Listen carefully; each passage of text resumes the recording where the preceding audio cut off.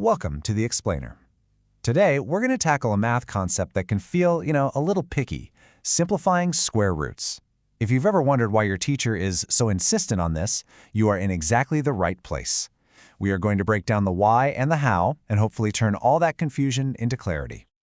All right, let's just dive right in. Here's our game plan. We're going to start with this whole simplest form puzzle. Then we'll uncover the key rule that really unlocks everything.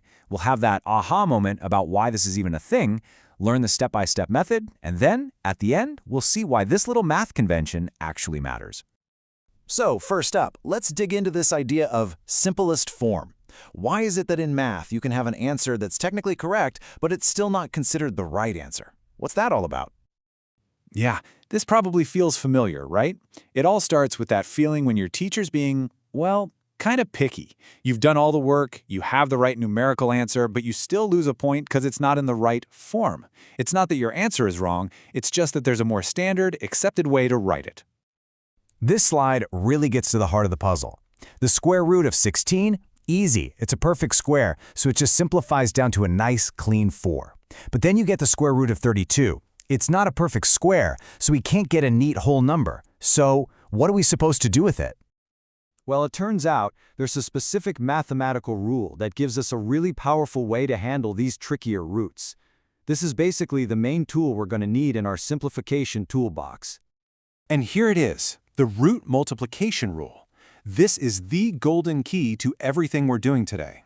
It lets us take one number under a square root, that little checkmark symbol is called a radical, by the way, and break it apart into two separate square roots. This ability to uncombine things is what makes all of this possible. Okay, so let's see that rule in action. We can break down 32 into factors, specifically 16 times 2. Then, using our new rule, we can literally split the square root of 32 into the square root of 16 times the square root of 2. And since we all know the square root of 16 is just 4, our final answer becomes 4 times the square root of 2.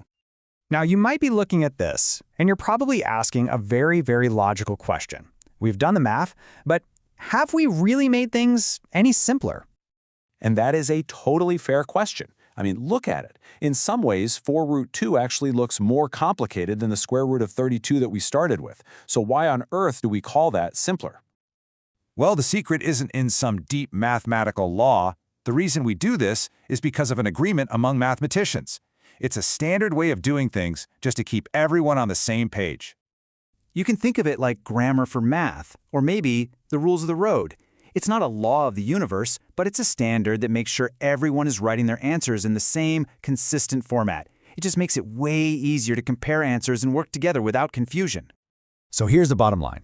This is the big rule. The whole point of simplifying a square root is to make the number inside that radical sign as small as you possibly can. That's it. That's why 4 root 2 is considered simpler than root 32, because the 2 is a lot smaller than 32. That's the convention. Okay, so now that we get the why, let's get really practical with the how. There's a repeatable method you can use every single time to find those hidden perfect squares and simplify any root you come across. So let's try this method out on a bigger number, the square root of 180. Just by looking at it, it's not obvious what perfect squares might be hiding inside. So we need a system. The process is actually pretty straightforward. First, you just break the number all the way down into its smallest building blocks, its prime factors. Then you start hunting for pairs. For every pair of identical numbers you find, you get to pull one of them outside of the square root. So check out how this works with 180. Its prime factors are 2 2s, 2 3s, and a lonely 5. So, that pair of 2s, they team up and come out as a single 2. The pair of 3s, they do the same and come out as a single 3. And that poor 5, it doesn't have a partner, so it has to stay behind, inside the root. We just multiply the 2 and 3 that made it out, and we get our final answer, 6 root 5. And what's really cool is, once you get this idea of hunting for groups, it's not just for square roots. You can use the same logic in other places in math. The exact same logic works for other roots, like cube roots. See, for square roots, we were looking for pairs, groups of 2. Well, for a cube root, you guessed it, we're looking for groups of 3. So if we take the cube root of 72, we find a group of 3 2s. They team up and come out as a single 2. The 2 3s, though, they don't have enough for a full group, so they have to stay inside. Okay, there's one more common convention we should probably cover. For the sake of consistency, mathematicians just generally prefer not to leave square roots in the denominator, the bottom part of a fraction. And getting rid of it is called rationalizing the denominator. We can fix this with a really clever trick. We multiply the fraction by a special version of the number 1. In this case, we multiply by the square root of 2 over the square root of 2. Now that doesn't change the value of our number at all, but look what happens on the bottom. The square root of 2 times itself just becomes a plain old 2. And just like that, the root is gone from the denominator. Pretty neat, huh? So, after all that, why did we spend all this time learning these specific rules and conventions?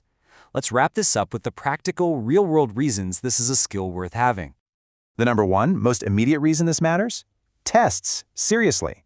Imagine you solve a problem and you get the square root of 72 as your answer. But then you look at the multiple choice options and you only see 6 square root 2. If you don't realize that they're the exact same number, you're going to think you got the question wrong. It's all about speaking the common language of math. And that kind of leaves us with a final thought, doesn't it? How many other rules that we learn in math aren't fundamental laws of the universe, but are just conventions we've all agreed on to keep things clear and consistent for everybody?